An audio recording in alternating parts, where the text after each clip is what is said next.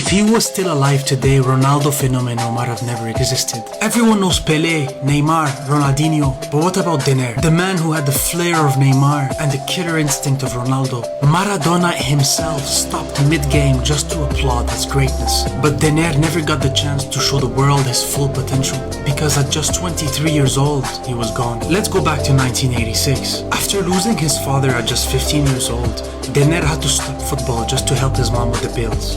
Until one futsal tournament saved his life. 7,000 people in the stands, live on TV. DENER took every award of that tournament, earning himself a place at Portuguesa. But DENER was a street kid. His family only knew that he was still alive by watching him live on TV. Things were getting bad.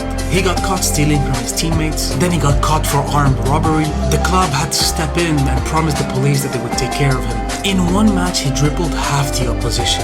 It is to this day considered the greatest goal scored by a Portuguesa player of all time. He is the closest thing that comes to Pelé, but trouble followed him everywhere. He once showed up to training with a car full of bullet holes, and he was caught hiding a blade in his socks, trying to hurt one of his teammates. His bad boy image kept him out of the national team, so he had to make a change. He joined Vasco da Gama. This is where his career starts getting interesting. In his debut, he played against Maradona's Newell's boys. He was so good, even Maradona had to stop and watch. Maradona went to the locker room right after the game and wanted to shake his hand. From that day, he was forever the kid that showed Maradona how it's done. But behind the scenes, his life was falling apart. His girlfriend, who had just given him his third child, dies in a car accident. And then Vasco da Gama told him, DENER, we cannot afford you no more. DENER loved Vasco da Gama and he did not want to leave, so he proposed an idea that would later lead him to his death. Told him, I'll sign a new contract if you get me a new Mitsubishi Eclipse. DENER loved that car, but no matter how dark his life would get,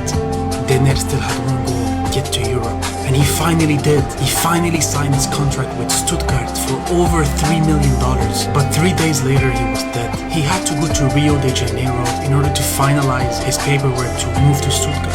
His family told him, take the plane, it's faster, it's safer. But DENER didn't want to leave his car behind. He told him, it's fine, I'm bringing my friend with me. We'll take turns driving, one will sleep, one will drive. At 5 a.m., his friend fell asleep on the wheel and they crashed into a tree. The driver survived with 2 broken legs, but DENER wasn't so lucky.